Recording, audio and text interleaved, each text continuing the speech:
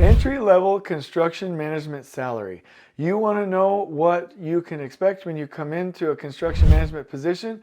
Well, in this video, I'm going to tell you. So we're going to talk about the salary levels. I'm going to give you some tips and provide a mindset that you can use if you want, because you're already brilliant, but provide a mindset that you can use as you're heading into this. So let's get this done.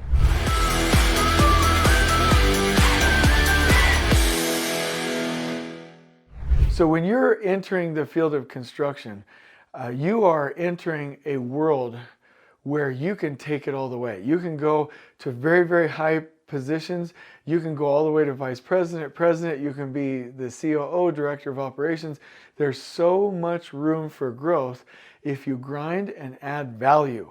And that's the one thing that I want to leave you with. There is a huge difference between a mindset, and we've all had it, so I'm not being critical.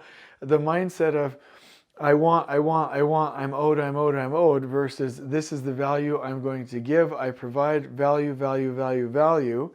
This path is always going to be the most successful and be paid the most. This really looks quite needy, and there's a lot of people doing it. And I do want to remind us and me, we all need to earn our place every day as we go through this career, but it's a fantastic opportunity. And a quick story as I begin. I was once talking to a high school graduate who had done some college courses that was looking to get into construction and said, hey, this looks like it could be a good opportunity.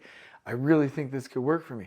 Jay Money, like what kind of opportunities do you have? And I'm like, oh my gosh, you could come work as a carpenter apprentice or a labor apprentice or a rodman or rodwoman for the field engineering crews.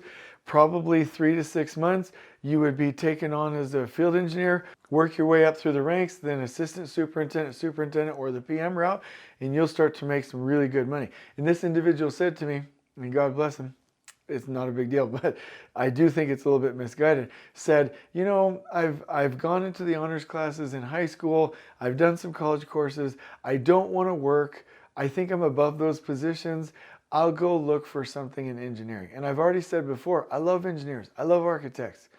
It is not true to think that they work less hours and make more money. That's not true. And so if somebody said, hey, I can go through this career and have a beautiful career with lots of success opportunities and make lots of money, but I would have to work to get in by spending 3 to 6 months doing something like an internship that I otherwise wouldn't want to do, I think it's a no-brainer. Like, we really need to put in the time. So that's my opening story. Let's put in the time, let's add value, let's get started. But here are some things that you can expect as you do start. As of 2024, the entry-level salary is between $55,000 and $75,000.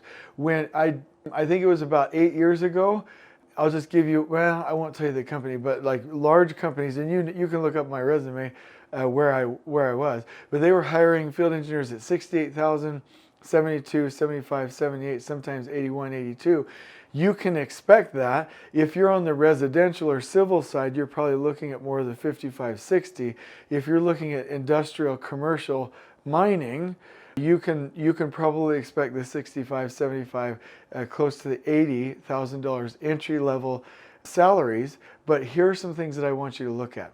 Number one is subsistence.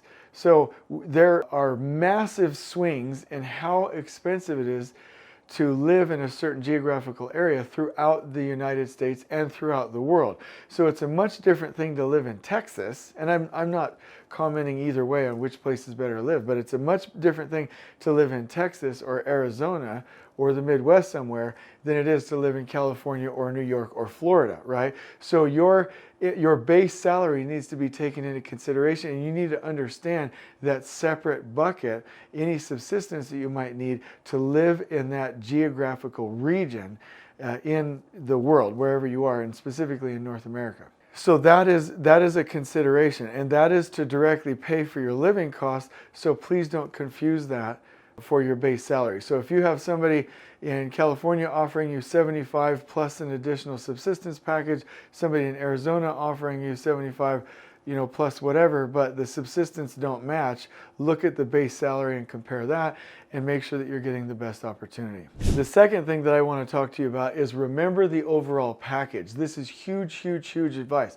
And I'll tell you why. I'll actually name drop on this one. When I was working at Hensel Phelps, there was a base salary, but back in the day, and I don't know if it's the same today, but they also had stock options, which were fantastic, and they would contribute 15% of your salary to your retirement, which was huge. And I just want to say has saved me many, many times. And they had some of the best plans on the market. So let's just say if you, and this is using my experience back in the day, I'm not an official representative of Hensel Phelps, I'm just saying they had an amazing package. And it always like hurt my feelings if somebody declined a job offer with such a great company because their salary was like $2,000 different, and they didn't look at the benefits package being like $5,000, $6,000, $7,000, $8,000 higher. You know what I mean? Look at the overall package. So let's erase that. That was my experience. I don't know what they have today. Out of all of the companies, look at the base salary plus the benefits plus your retirement plus your health care, because all of these dollars add up, and there's some companies that want to set you up for the future, some companies that just want to give you the cash. You decide where you are, but look at the entire package.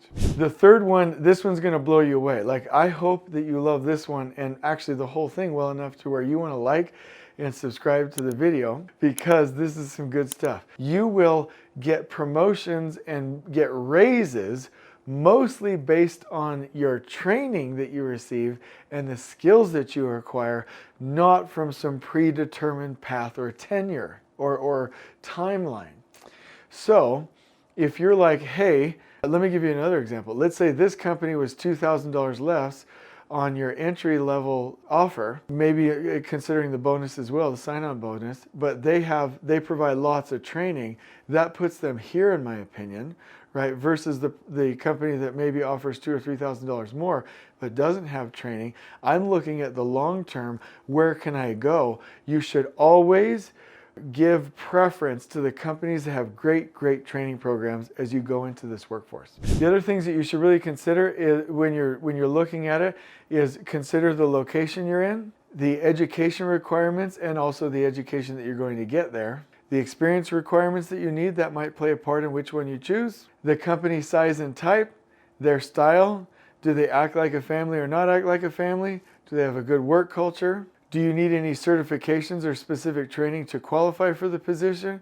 Are you a cultural fit? And do you see yourself there long term? So consider all of those things as you're making a decision of what company to join and what you expect from an entry-level salary standpoint.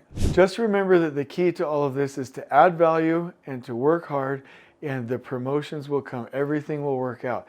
To be very specific, I want to make sure that you get value at the end here. Let me give you position by position of what the average is in the United States. It could vary. Field engineer is somewhere around 70,000. Project engineer can be anywhere up to 93, so anywhere from like 72, 75 to 93, but that is deceiving. Remember, some companies have field engineer and then office engineer, and then project engineer is higher, so just keep that in mind. And I would say for those of you going the project engineer path, don't get blinded by the money. If you want to go in the field, you want to start as an FE. And most of those positions are 70 to 89,000. And so what I'm going to do is link you in the description below to a really nice Canva graphic that shows this, that will also list out some of the other considerations that I want you to keep in mind, and that will hopefully trigger you to have a mindset to look at the overall value that you're willing to give and the overall value that you're going to receive from the company, and not to get confused with the specific dollar amounts, but to look at it as a whole package. And so we're going to leave that with you. If you ever need any help, reach out. I answer comments literally every day. Please comment on the YouTube channel. But I wish you the best of luck. Construction is an amazing industry, and I hope this helps you to know what to expect. On we go.